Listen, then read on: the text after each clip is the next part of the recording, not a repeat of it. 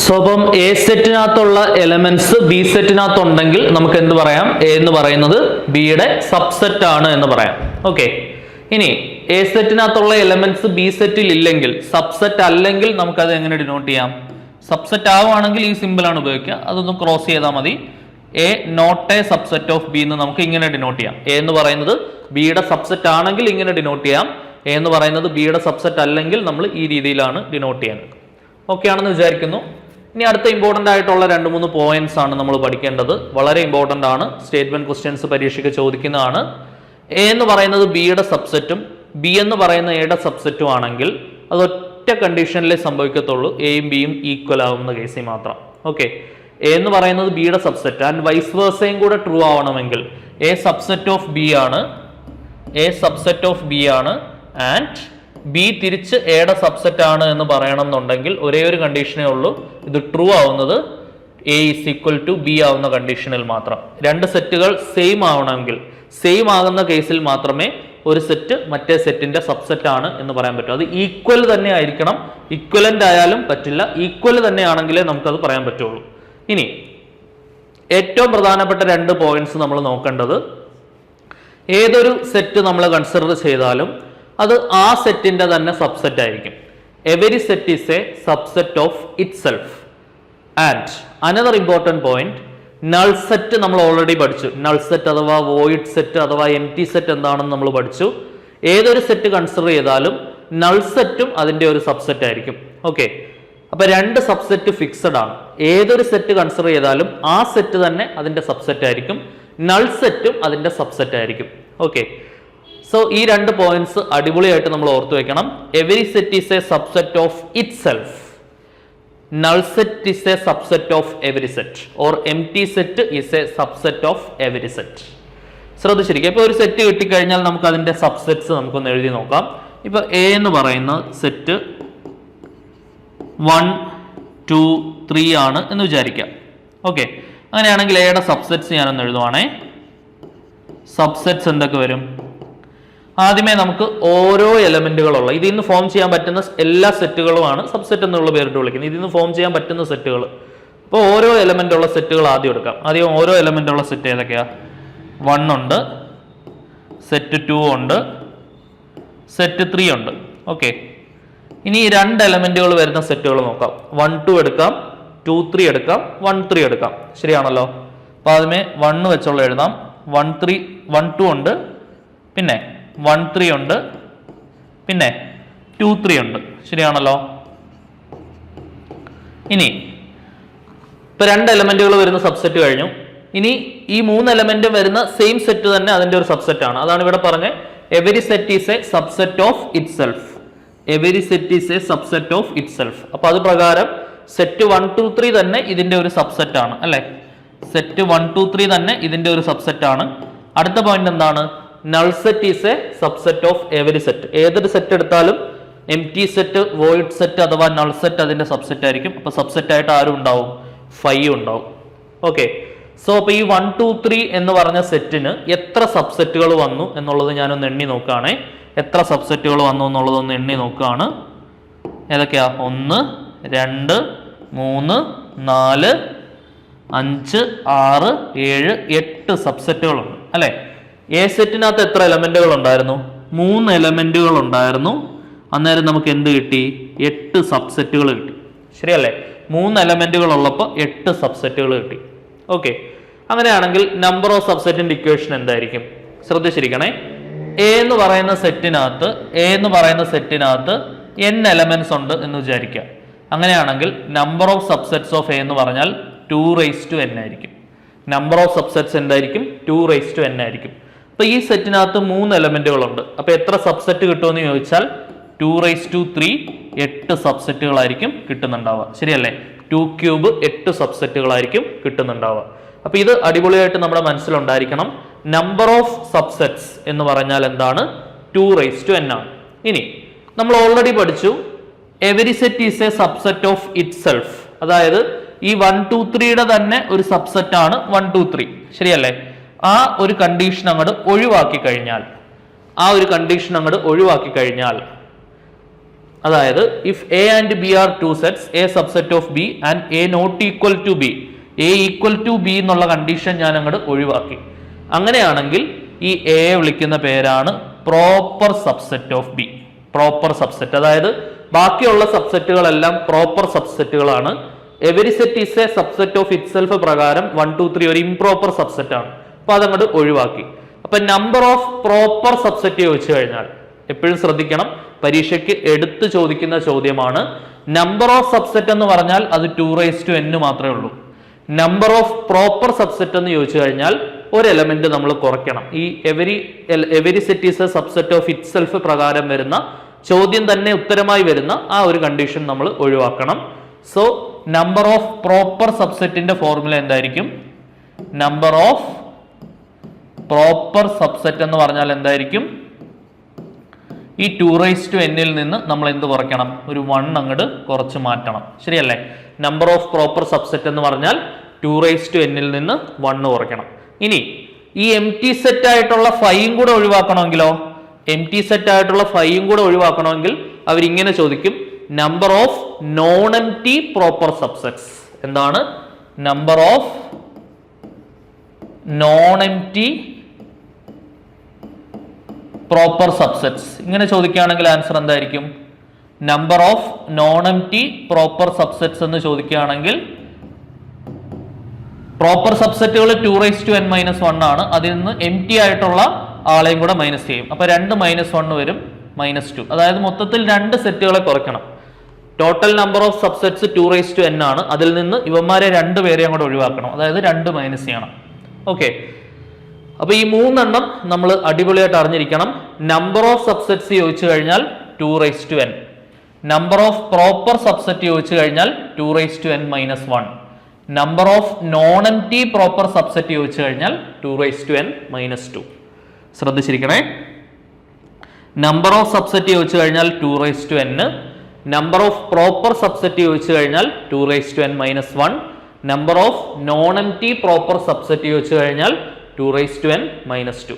അപ്പൊ ഈ സ്ലൈഡ് നമുക്ക് എന്തൊക്കെ പഠിച്ചു? എന്താണ് സബ്സെറ്റ്? എ എന്ന് പറയുന്ന ബിയുടെ സബ്സെറ്റ് ആവണമെന്നുണ്ടെങ്കിൽ എയിലുള്ള എല്ലാ എലമെന്റുകളും ബിക്കകത്ത് ഉണ്ടായിരിക്കണം. എ ബിയുടെ സബ്സെറ്റും ബി എയുടെ സബ്സെറ്റും ആവുന്ന condition A equal to B ആവുന്ന കണ്ടീഷനാണ്. ഏതൊരു സെറ്റ് എടുത്താലും ആ സെറ്റ് തന്നെ അതിന്റെ സബ്സെറ്റ് ആയിരിക്കും. Every set is a subset of it self. ഏതൊരു സെറ്റ് എടുത്താലും നൾ സെറ്റ് അതിന്റെ സബ്സെറ്റ് ആയിരിക്കും. Null set is a subset of every set. പിന്നെ എന്താണ് പ്രോപ്പർ സബ്സെറ്റ് എന്ന് പറഞ്ഞാൽ every set is a subset of it self പ്രകാരമുള്ള ചോദ്യം തന്നെ ഉത്തരമായി വരുന്ന കണ്ടീഷൻ ഒഴിവാക്കി ബാക്കിയുള്ള സബ്സെറ്റുകളെയാണ് പ്രോപ്പർ സബ്സെറ്റ് എന്നുള്ള പേരിട്ട് വിളിക്കുന്നത്. സോ സബ്സെറ്റുകളുടെ എണ്ണം 2n ആണ്. പ്രോപ്പർ സബ്സെറ്റുകളുടെ എണ്ണം 2n നിന്ന് 1 മൈനസ് ചെയ്യണം. നോൺ എം ടി പ്രോപ്പർ സബ്സെറ്റുകളാണെങ്കിൽ എം ടി സെറ്റും കൂടെ ഒഴിവാക്കണം. ഇപ്പൊ 2n നിന്ന് നമ്മൾ 2 ആണ് മൈനസ് ചെയ്യേണ്ടത്. ഓക്കെ ആണെന്ന് വിചാരിക്കുന്നു. കണ്ടിന്യൂ ചെയ്യാം. ഇനി നമുക്ക് അടുത്ത പഠിക്കാനുള്ളത് എന്താണ് പവർ സെറ്റ് എന്ന് വിളിക്കുന്നത്. ശ്രദ്ധിച്ചിരിക്കണേ. പവർ സെറ്റ് എന്ന് പറഞ്ഞാൽ സബ്സെറ്റുകളുടെ സെറ്റിനെ വിളിക്കുന്ന പേരാണ് എന്ത്? Power set. The set of all subsets is called എന്താണ്? Power set. ഒരു എക്സാമ്പിൾ നോക്കാം. ഇപ്പൊ എ എന്ന് പറഞ്ഞ ഒരു സെറ്റ്, എ എന്ന് പറഞ്ഞ സെറ്റ് 2 6 3 ആണ് എന്ന് വിചാരിക്കാം. ഓക്കെ, എയുടെ സബ്സെറ്റുകൾ എന്തൊക്കെയായിരിക്കും? എയുടെ സബ്സെറ്റുകൾ എന്തൊക്കെയായിരിക്കും? 8 സബ്സെറ്റുകൾ വരും എന്നറിയാം. നമ്പർ ഓഫ് സബ്സെറ്റ് എന്ന് പറഞ്ഞാൽ എന്താണ്? 2n ആണ്. അതായത് ഇവിടെ 3 ഉണ്ട്, 2³ 8 സബ്സെറ്റുകൾ വരും. ഓക്കെ, അത് പെട്ടെന്ന് 8 എണ്ണം ഒന്ന് എഴുതി നോക്കാം. സെറ്റ് 2 അതിന്റെ ഒരു സബ്സെറ്റ് ആയിരിക്കും. സെറ്റ് 6 ഒരു സബ്സെറ്റ് ആയിരിക്കും. പിന്നെ സെറ്റ് 3 ഒരു സബ്സെറ്റ് ആയിരിക്കും. സെറ്റ് 2 6 ഒരു സബ്സെറ്റ് ആയിരിക്കും. സെറ്റ് 2 3 ഒരു സബ്സെറ്റ് ആയിരിക്കും. സെറ്റ് 6 3 ഒരു സബ്സെറ്റ് ആയിരിക്കും. പിന്നെ every set is a subset of itself പ്രകാരം സെറ്റ് 2 6 3 തന്നെ അതിന്റെ ഒരു സബ്സെറ്റ് ആയിരിക്കും. പിന്നെ null set is a subset of every set പ്രകാരം 5 എന്തായിരിക്കും? ഒരു സബ്സെറ്റ് ആയിരിക്കും. ഓക്കെ, ഇനി പവർ സെറ്റ് എന്ന് പറഞ്ഞാൽ ഈ സബ്സെറ്റുകളെല്ലാം കൂടെ ഒരു സെറ്റിനകത്ത് എഴുതുവാണെങ്കിൽ അതിനെ വിളിക്കുന്ന പേരാണ് എന്ത്? Power set. സോ ഈ സബ്സെറ്റ് എന്നുള്ളത് മാറ്റി പവർ സെറ്റ് ആക്കുകയാണെന്നുണ്ടെങ്കിൽ ഒരു വലിയ സെറ്റിനുള്ളിൽ ഇത്രയും ആൾക്കാരെ ഇപ്പം നമ്മൾ എഴുതി വെച്ചിരിക്കുന്ന അത്രയും ആൾക്കാരെ എഴുതിയാൽ മതി. അതായത് ഈ സെറ്റിനകത്താണ് ഈ വരുന്ന എലമെന്റ്സ്. അപ്പൊ സെറ്റ് ടു എന്ന് പറഞ്ഞാൽ അതിനുള്ളിലെ എലമെന്റ് ആണ് എന്നുള്ളത് ഓർക്കുക, ശ്രദ്ധിച്ചിരിക്കണേ. അപ്പൊ സെറ്റ് ടു എന്ന് പറഞ്ഞാൽ എന്തായിരിക്കും? ഇതിനകത്ത് വരുന്ന എലമെന്റുകളാണ് set 2, set 6, set 3, set 2 6, set 2 3, set 6 3, set 2 6 3, set 5, അതായത് നൾ സെറ്റ്. 8 എണ്ണോ ആയിട്ടുണ്ടോ നോക്കിക്കേ. 1 2 3 4 5 6 7 8. ഓക്കെ, അപ്പൊ ഈ സെറ്റിനെ വിളിക്കുന്ന പേരാണ്, അതായത് ഈ സബ്സെറ്റുകളെല്ലാം കൂടെ നമ്മൾ ഒരു സെറ്റിനുള്ളിലാക്കുകയാണെങ്കിൽ അതിനെ വിളിക്കുന്ന പേരാണ് എന്ത്? Power set. പവർ സെറ്റിന്റെ എണ്ണം ചോദിച്ചാലും 2n തന്നെയാണ് അല്ലെ. പവർ സെറ്റിനകത്തുള്ള എലമെന്റുകളുടെ എണ്ണം ചോദിച്ചാലും എത്ര സബ്സെറ്റ് ഉണ്ടോ അത്രയും എണ്ണം തന്നെയാണ് പവർ സെറ്റിനകത്തുള്ള എലമെന്റുകളുടെ എണ്ണം. ഇപ്പൊ number of elements in power set ചോദിച്ചാലും ഇക്വേഷൻ എന്ത് തന്നെയാണ്? Number of elements in power set ചോദിച്ചാലും ഇക്വേഷൻ എന്ത് തന്നെയാണ്? 2n തന്നെയാണ്. Number of elements in power set ചോദിച്ചാലും ഇക്വേഷൻ 2n തന്നെയാണ്. ഓക്കെ, അപ്പൊ നമ്മൾ ഓർത്തിരിക്കേണ്ട ഇക്വേഷൻസ് ഒക്കെ ഒന്നുകൂടെ ഒന്ന് ഓർമ്മിപ്പിക്കാം. നമ്പർ ഓഫ് സബ്സെറ്റ് ചോദിച്ചു കഴിഞ്ഞാൽ 2n ആണ്. നമ്പർ ഓഫ് സബ്സെറ്റ് ചോദിച്ചു കഴിഞ്ഞാൽ 2n ആണ്. നമ്പർ ഓഫ് പ്രോപ്പർ സബ്സെറ്റ് ചോദിച്ചു കഴിഞ്ഞാൽ 2n ന്ന് 1 ഓർക്കണം. Number of non empty proper subset ചോദിച്ചു കഴിഞ്ഞാൽ 2n ന്ന് 2 ഓർക്കണം. നമ്പർ ഓഫ് പവർ സെറ്റ് ചോദിച്ചാലും 2n തന്നെയാണ്. ഓക്കെ, അപ്പൊ ഇതെല്ലാം നമ്മുടെ മനസ്സിലുണ്ടായിരിക്കണം. Number of subset, number of proper subset, number of non empty proper subset, number of elements in power set. Number of elements in power set. Power സെറ്റിലുള്ള എലമെന്റുകളുടെ എണ്ണവും എന്ത് തന്നെയാണ്? 2n തന്നെയാണ്. ഓക്കെ ആണെന്ന് വിചാരിക്കുന്നു. ക്ലിയർ? സോ അപ്പോൾ അടുത്ത ടോപ്പിക്കിലേക്ക് പോവാം. അടുത്തായിട്ട് നമുക്ക് പഠിക്കാനുള്ളത് സെറ്റിനകത്തുള്ള ഓപ്പറേഷൻസ് ആണ്. ശ്രദ്ധിച്ചിരിക്കണേ, operations on set. Operations on സെറ്റിൽ ആദ്യമേ തന്നെ നമുക്ക് പഠിക്കാനുള്ള ഓപ്പറേഷൻ ആണ് യൂണിയൻ ഓഫ് സെറ്റ്. എല്ലാവർക്കും അറിയാവുന്ന സംഗതിയാണ്. യൂണിയൻ ഓഫ് സെറ്റ് എന്ന് പറഞ്ഞാൽ union of 2 sets A and B is a set C, മറ്റൊരു set which consist of all elements which are either in A or B including those which are not in both. In symbols we write A union B is equal to set of all x such that x belongs to A or x belongs to B. അതായത് എയിലും ബിയിലും ഉള്ള എല്ലാ എലമെന്റുകളുടെയും കളക്ഷനെ വിളിക്കുന്ന പേരാണ് എന്ത്? A union B. ഒരു element ഒന്നിലധികം പ്രാവശ്യം വരാനും പാടില്ല. ഓക്കെ, അതായത് ഓൾറെഡി നമുക്കറിയാം repetition of the elements is not allowed in set. സെറ്റിനകത്ത് എന്താ അലൗഡ് അല്ല? എലമെന്റുകൾ റിപ്പീറ്റ് ചെയ്തു വരുന്നത് അലൗഡ് അല്ല. ഒരു എക്സാമ്പിൾ വെച്ച് നമുക്ക് എളുപ്പം പഠിക്കാം. എ എന്ന് പറഞ്ഞ സെറ്റ് 1 2 3 ആണെന്ന് വിചാരിക്കാം. ബി എന്ന് പറയുന്ന സെറ്റ് 2 3 4 5 ആണ് എന്ന് വിചാരിക്കാം. ഓക്കെ, എ യൂണിയൻ ബി എന്ന് പറഞ്ഞാൽ എന്താണ്? എക്കാത്തും ബിക്കാത്തും ഉള്ള എല്ലാ എലമെന്റുകളുടെയും കളക്ഷനെ വിളിക്കുന്ന പേരാണ് എ യൂണിയൻ ബി. യൂണിയന്റെ സിമ്പിൾ കറക്റ്റ് ആയിട്ട് നോട്ട് ചെയ്ത് വെച്ചോണം. എ യൂണിയൻ ബി എഴുതാനുള്ള ഏറ്റവും എളുപ്പ വഴി എ സെറ്റ് അങ്ങ് നോക്കി എഴുതുക. എ സെറ്റ് എന്താണ്? 1 2 3, അത് നോക്കി എഴുതി. ഇനി ബി സെറ്റ് നോക്കിയിട്ട് എഴുതാൻ ബാക്കിയുള്ള എലമെന്റുകൾ എഴുതുക. 2 ഓൾറെഡി ഇവിടെ വന്നിട്ടുണ്ട്, 3 ഓൾറെഡി വന്നിട്ടുണ്ട്. ഇനി 4 5 കൂടെയാണ് എഴുതാനുള്ളത്. അതായത് കോമൺ ആയിട്ട് വരുന്ന എലമെന്റുകൾ റിപ്പീറ്റ് ചെയ്ത് എഴുതരുത് എന്ന് ഡെഫിനിഷനിൽ എടുത്തു പറയുന്നുണ്ട്.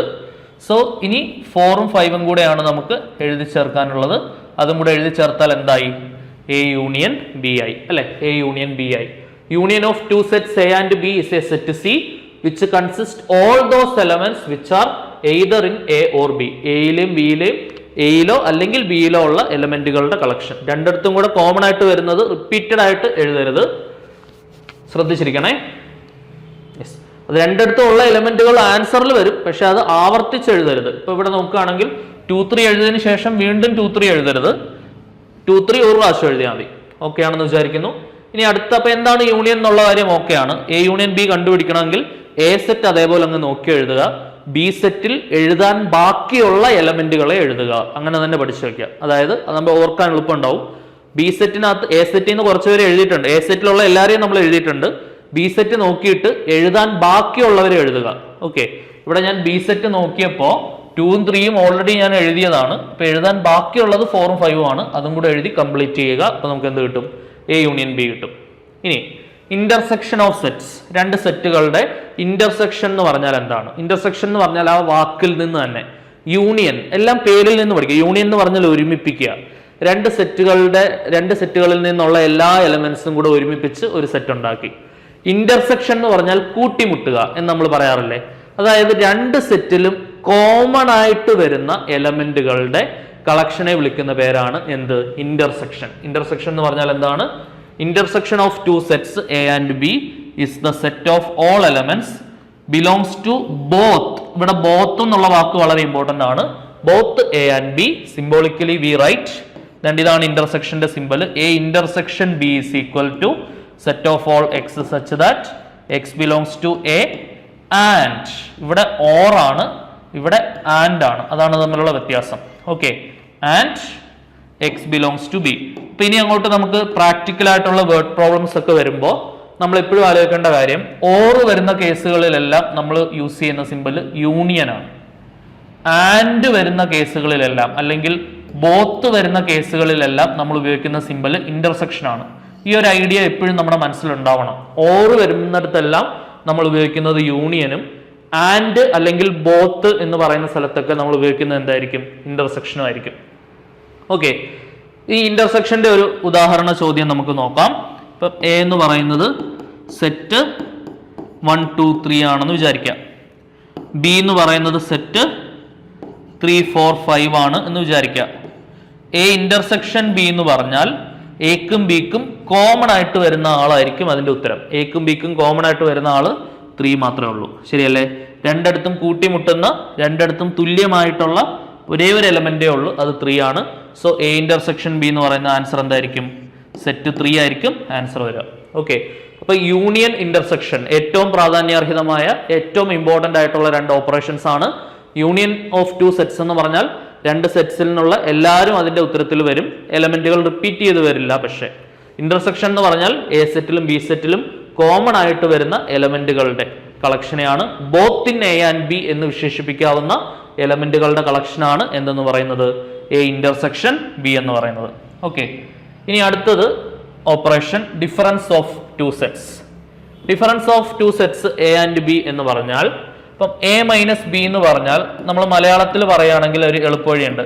എ മൈനസ് ബി എന്ന് പറഞ്ഞാൽ ഇത്രയേ ഉള്ളൂ, എയിൽ ഉണ്ട് ബിയിൽ ഇല്ല എന്ന് പഠിച്ചു കഴിഞ്ഞാൽ ബിയിൽ ഇല്ല. ഇങ്ങനെ വരുന്ന എലമെന്റുകളുടെ കളക്ഷനെ വിളിക്കുന്ന പേരാണ് എന്ത്?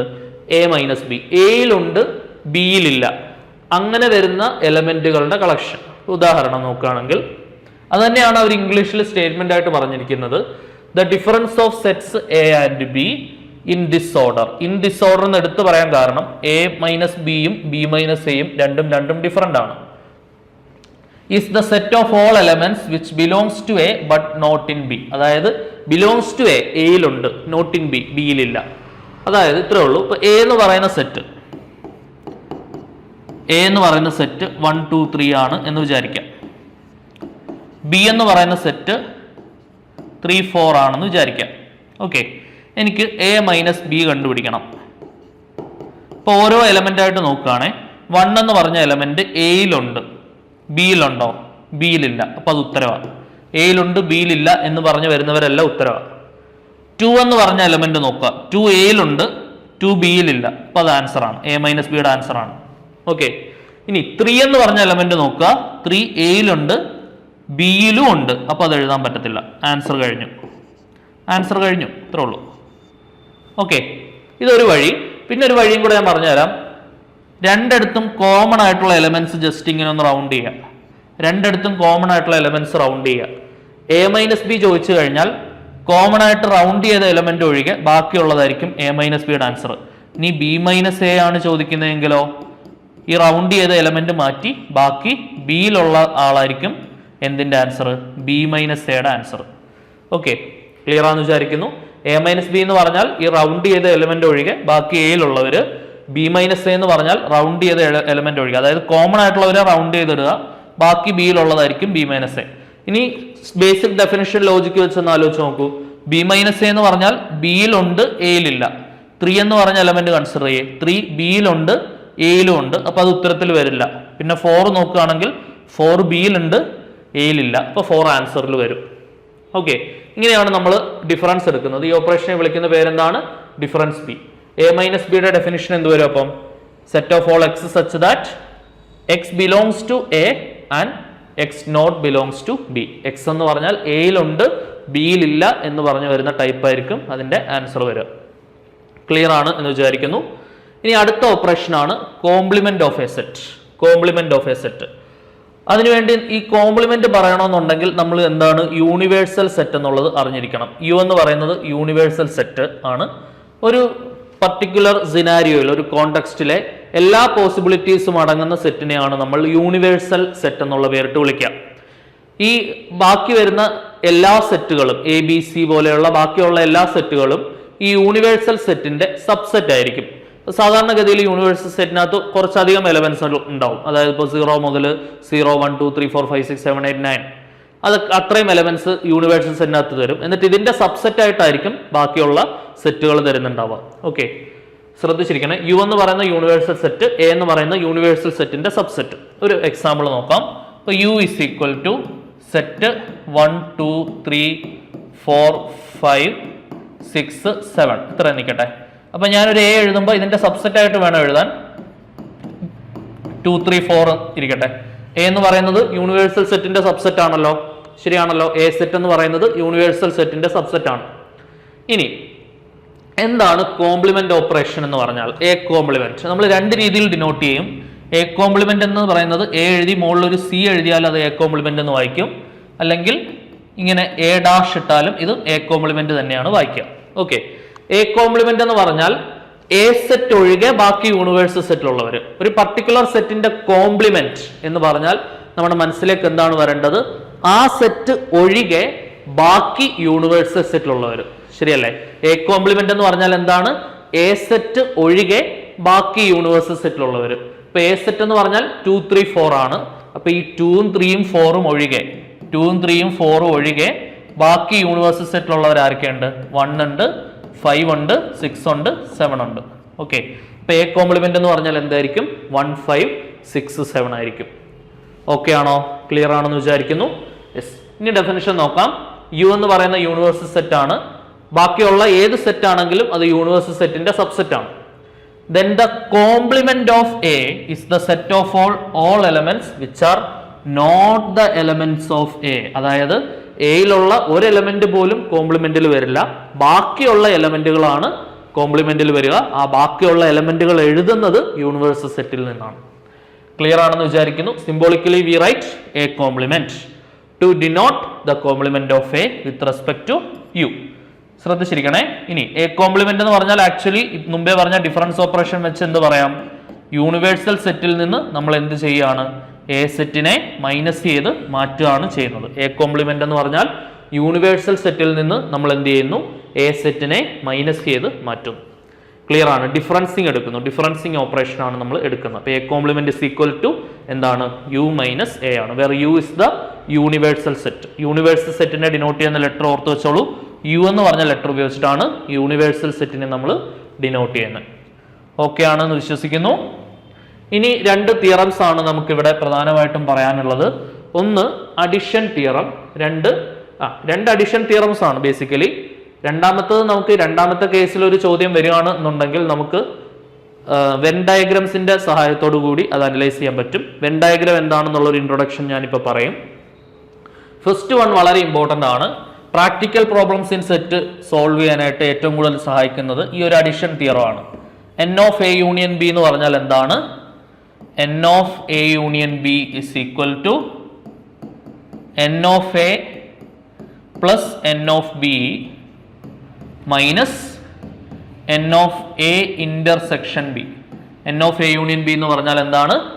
N of A plus N of B minus N of A intersection B ആണ് N of A union B എന്ന് പറയുന്നത്. അടുത്ത അഡിഷൻ തിയറമാണ്. ഇതൊരു ലെങ്തി ഫോർമുലയാണ്.